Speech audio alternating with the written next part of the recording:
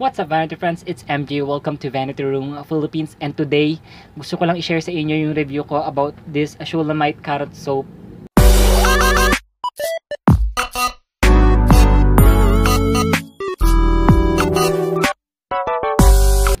So yun na nga mga best, na-intriga ako dito dati sa sabon na to. Actually, matagal ko na siyang nagamit, guys. Sorry late itong review na to. Gusto ko lang ma-share sa inyo kasi naghahalongkat ako ng mga gamit ko dito and nakita ko siya kasi nga hindi ko siya naubos. Sabi ko, share ko nga yung review ko about this product. So, yun. So, yung box niya is sobrang cute. Makikita mo talagang sobrang carrot ng itsura niya. Orange siya. And lahat na kailangan mo malaman about this product is nakaprint sa kanyang box. So it says here that experience the benefits of natural carrot essence with this purifying beauty bar. Shulamite Carrot Soap helps fight 7 skin problems: pimples, blackheads, whiteheads, dark acne marks, oily skin, excessive sweat, mild rashes and irritations such as prickly heat.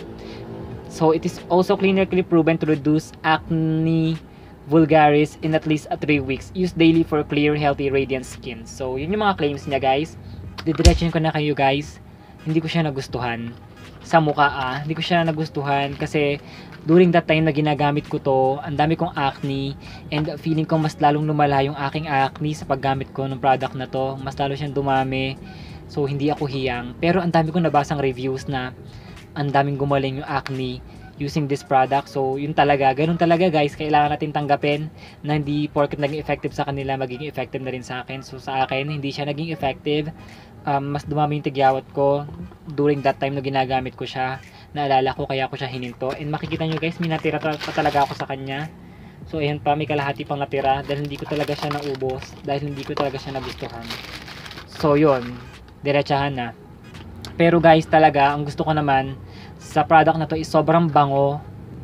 Sobrang bango niya. Sobrang bango niya lang talaga. Amoy candy siya na amoy mabango na hindi nawawala yung amoy niya kahit ang tagal na nakastock na to, guys. Hindi nawawala yung amoy niya. Sobrang bango. Tapos sobrang bula din niya. And sa katawan, yon mas gusto ko pa siya ginagamit sa aking katawan kasi mild whitening soap siya para sa aking katawan. Gustong gusto ko siya. Hindi siya drying. Hindi mo makikita na nag-dry yung balat mo. Though may micro peeling sa kanya pero sobrang pino lang nung pagbabalat niya. So ito nga, gamitin ko nga ulit to sa katawan kasi naalala ko nung hindi siya nag-effect sa aking face, yung natitira ko ginamit ko sa aking katawan and nagustuhan ko siya. So yun yung gusto ko sa kanya, guys. And isa pa pala sa mga bagay na ayoko is sobrang mahal niya. 100 plus itong sabon na to. So yun mga best, recap lang natin. Yung mga bagay na gusto ko sa product na to is sobrang bango niya. Sobrang dali niyang hanapin kahit saan na malapit na supermarket sa atin, mabibili mo siya. And sobrang moisturizing niya at nakakaputi siya sa katawan. Yung mga bagay naman na ayoko sa kanya is medyo expensive siya. And lumala yung pimples ko dito. So hindi siya nakatulong sa aking pimples.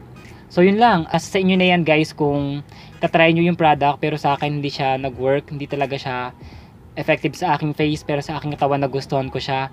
Nasa sa inyo na yan, guys, kung gusto niyo siyang subukan. And sana nakatulong itong sobrang hiksing review ko sa inyo.